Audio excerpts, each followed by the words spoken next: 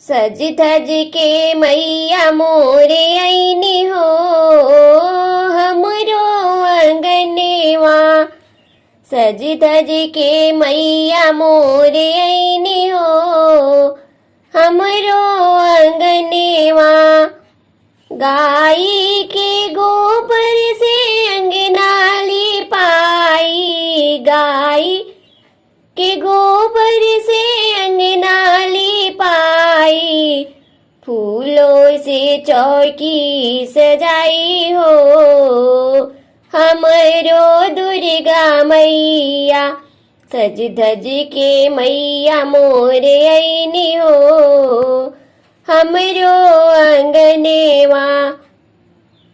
मैया के लिए मैं तो कलसा भराई, मैया के लिए मैं तो कलसा भराई।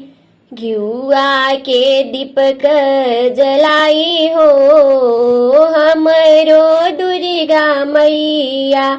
सज धज के मैया मोरे आईनी हो हमरे अंगनेवा। सज धज के मैया मोरे आईनी हो हमरो अंगनेवा। मैया के लिए मैं तो चूड़िया मंगाई, मैया के लिए मैं तो चूड़िया मंगाई। सात सुहागिन पहिनावे हो हमरो दुर्गा मैया। सज धज के मैया मोरे आईनी हो हमरो अंगनेवा।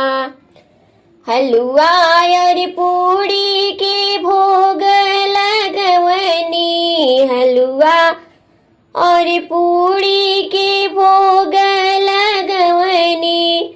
सुहागिन के आंचल भराई हो हमरो दुर्गा मैया। सज धज के मैया मोरे आईनी हो हमरो दुर्गा मैया। सोने की थाली कपूरे के बाती, सोने के थाली कपूरे के बाती। मैया के आरती उतारी हो हमरो दुर्गा मैया। सज धज के मैया मोरे आईनी हो हमरो अंगनेवा। सज धज के मैया मोरे आईनी हो